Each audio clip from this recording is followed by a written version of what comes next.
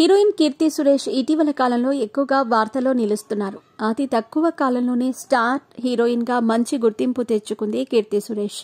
తెలుగు, తమిళ భాషల్లో టాప్ హీరోల సరసన నటిస్తూ స్టార్ హీరోయిన్ గా ఓ వెలుగుతున్నారామె. ముఖ్యంగా మహానటి సినిమాతో కీర్తి సురేష్ క్రేజ్ ఒక్కసారిగా మారిపోయింది. ఈ సినిమాలో కీర్తి సురేష్ నటనకు విమర్శకుల నుంచి కూడా ప్రశంసలు దక్కాయి. కీర్తి సురేష్ ఎలాంటి పాత్రనైనా అవలీలగా పోషించగలదు. ఇటీవల కాలంలో కీర్తి సురేష్ కు పెద్దగా హిట్లు లేకపోయినప్పటికీ బాగానే కెరీర్ లాగేస్తోంది. ఇప్పటి వరకు కీర్తి సురేష్ ఎలాంటి ఎక్స్పోజింగ్ రొమాంటిక్ సీన్స్ చేయలేదు. స్టార్ హీరోయిన్ గా మెలగాలంటే దానికి టాలెంట్, అదృష్టం కలిసి ఉంటే చాలని చెప్పిన కీర్తి సురేష్ తనకంటూ ఒక మంచి స్థానాన్ని క్రియేట్ చేసుకుంది. నేటి తరంలో పద్ధతిగా కనిపిస్తే అవకాశాలు రావని గ్రహించిన కీర్తి సురేష్ ఈ రూల్స్ ని బ్రేక్ చేస్తోంది. కీర్తి సురేష్ రొమాంటిక్ సీన్స్ చేయటానికి గ్రీన్ సిగ్నల్ ఇస్తోంది.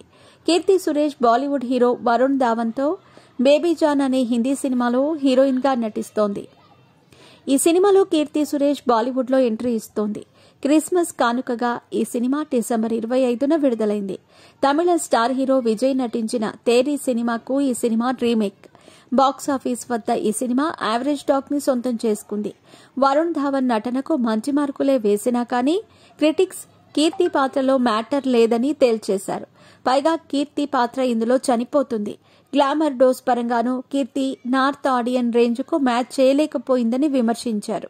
కీర్తి ఒక్క బ్యాడ్ మూవీతో బాలీవుడ్ లో అడుగుపెట్టింది. దీంతో కీర్తి సురేష్ పెళ్లి తర్వాత నటించిన తొలి సినిమా ఫ్లాప్ గా నిలిచింది.